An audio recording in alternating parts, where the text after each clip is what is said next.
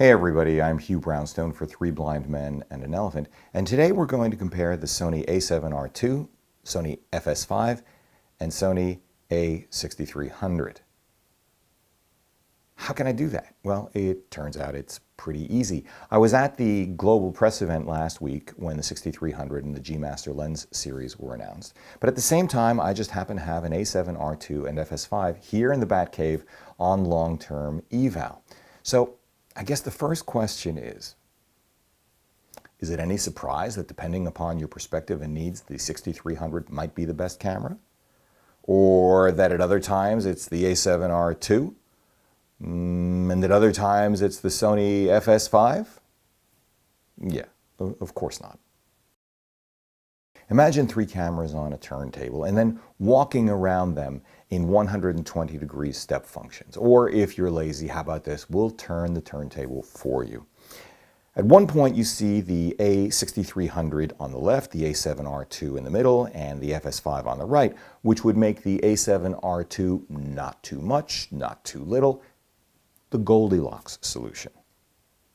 But go another 120 degrees and suddenly the FS5 is on the left, the a6300 is in the middle, and the a7R II is on the right. Another 120 degrees, well, you get the idea. Each position is literally your perspective on the three cameras and which one occupies the Goldilocks zone. The question then becomes, what are your priorities that literally put you in which position? It's a little bit like deciding if you want the Golf Turbo Beetle, the VW Tiguan, or maybe even the Audi TT. You do know they all have the same drivetrain, right? Okay, they have different tweaks. And so it is with these cameras. The sensors are different, yet very much the same when footage shot with them is viewed on your computer or your TV. After all, in either case, there is a limit of 6 to 8 stops of dynamic range, and both heavy compression and limited resolution of your display monitor or your TV will further blunt the value of superior performance. And if you're viewing on a mobile device, which more than half of us will be sometime during 2016, those differences are attenuated even more. Will there be times when you want superior low light performance or the highest resolution stills? Sure. In which case, all else being equal, the a7R II is your mama bear, though you're not likely to notice resolution differences unless you're printing. Will there be times when you want to go guerrilla, where you need multiple cameras for a simple interview where you can control the lighting and that's it? Well, again, all else being equal, 6300s cost less than a single a7R II, and it will do the business, including having what is purported to be the fastest autofocus capability on the planet. Documentary or news gathering, you want to have multiple access points to hang on monitors, batteries, a pair of wireless receivers, or just really nice looking footage, at least on the web. Well, the FS5 is the Goldilocks situation or solution in that situation, just the way the others are in the scenarios I've just outlined. But by the way, if you're actually going to be showing your work in a cinema, if you're going to transfer from digital to film, if you're going to be color grading, if you want that 10-bit or raw output, well, it's the FS7, which is the Goldilocks solution in that scenario. Although you just may want to cut in some A7S2 footage for really low light, or maybe the 6300 where you had to be really incognito, or maybe even some 4K footage from another Sony sensor-based camera, the iPhone 6s Plus with optical image stabilization, where you really had to be unseen for all intents and purposes. Are there differences or are there different scenarios which would lead you to other solutions? Of course there are. Once you get past the headline specs, the 4K, the megapixel count, the codecs, the autofocus speed, price, and you get clarity about what trade-offs you're willing to make, you're really left with how each of these cameras actually handles and how seamless the shooting experience is. And I think this is where Sony still has a good deal of effort ahead of them. So kudos to them for packaging so much into things so small at such aggressive prices. But wow, for me, and your mileage may vary, these very same capabilities, their signature strengths, are also their signature weaknesses.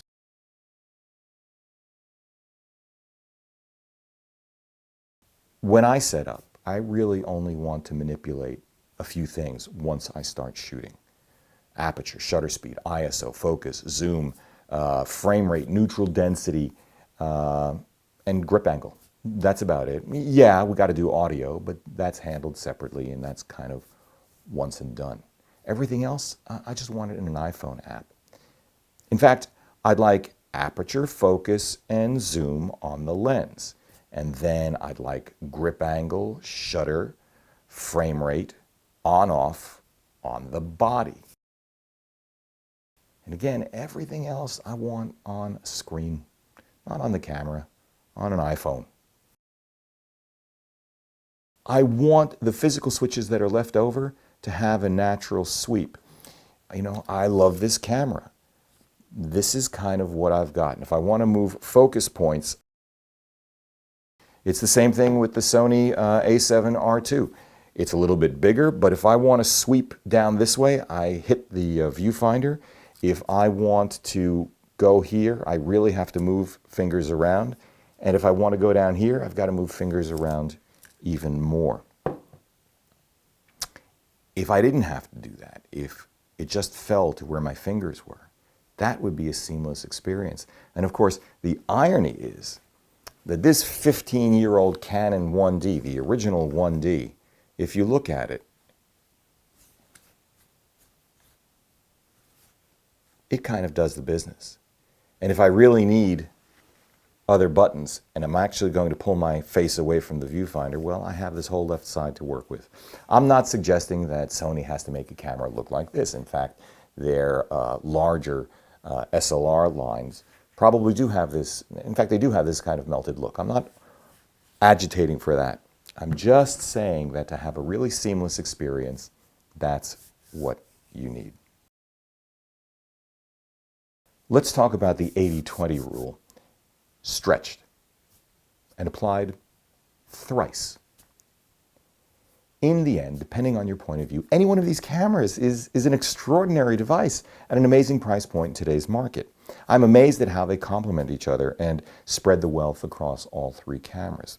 I'm gobsmacked, for example, that the a6300 at 1/3 of the price actually has a better slow motion capability than the a7R II, faster autofocus, higher burst rates. It has S-Log3 and S-Gamma3 Cine. Then again, it can't touch the a7R II for low light performance nor ultimate resolution for still prints, and the a7R II's viewfinder is a joy. I'm gobsmacked that at just 57% of the price of the FS5, the a7R II is a dramatically superior low light performer, has in-body image stabilization, and a superior viewfinder. Then again, the a7R II has the battery the size of a Pez, relatively speaking. And even with the recent firmware update, you may be worried about heat, and you may want to put a pile of stuff on top of it, in which case the a7R II is not the optimal platform to do that. I'm a little less gobsmacked with the FS5 when compared to the FS7, even though I much prefer the FS5's weight, its medium format form factor, its improved LCD and tiltable viewfinder. I really love those things. But for $2,000, $2,500, you're giving up raw output, although that may come in a firmware upgrade, and you're giving up 10-bit. In any event, that's still a lot of gobs smacked. If the a6300 offers 80% of what the a7R II does at 31% of its price, and the a7R II offers 80% of what the FS5 does at 57% of the price, And the FS5 does 80% of what the FS7 does at 70% of the price. Well, on the one hand, you're paying progressively more per unit of performance as you climb the product ladder. And if that's what it takes and your budget allows, it's all good. Though even then, it's pretty clear that no one camera does it all. And of course, really, it's up to you to decide if it's 80% that you're getting for the lower end camera. And it's up to you to decide if whatever percentage functionality you're getting at the lower end camera is such that you're willing to stay there as opposed to moving up. It's all good. Whatever works for you, and proceed accordingly. But Sony, like some other manufacturers, Leica and Blackmagic come to mind recently, seems to have embraced getting to market very quickly and then refining them just as quickly through firmware upgrades and annual or biannual product refreshes. It's a very aggressive Darwinian approach, and it's one that I personally like very much. But the price for this comes in the form of what can best be described as not quite ready for prime time functionality, log recording that doesn't work first crack out of the barrel on the Leica SL, fine pattern noise, or black sun in the case of the Blackmagic 4K sensor. In the case of the FS5, macro blocking artifact, noise and movement at higher ISOs, and either or output to a recorder or monitor, many of which either have been or are being addressed in firmware.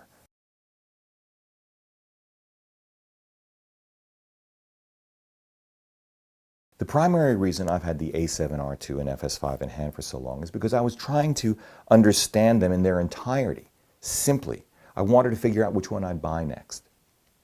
It's not easy. Steve Jobs wasn't the first one to say that doing simple is hard, but that's what really good analysis is about.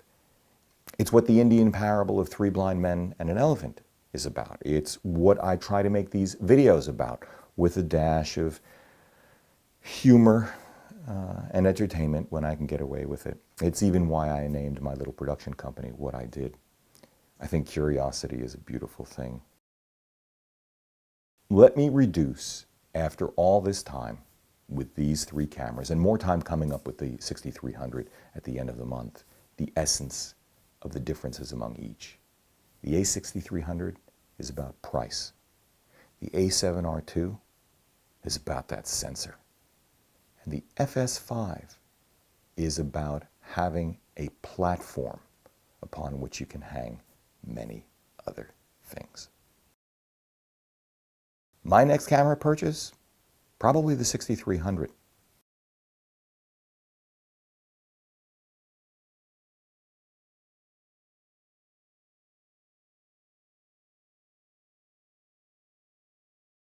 Anyway, I'm Hugh Brownstone for Three Blind Men and an Elephant.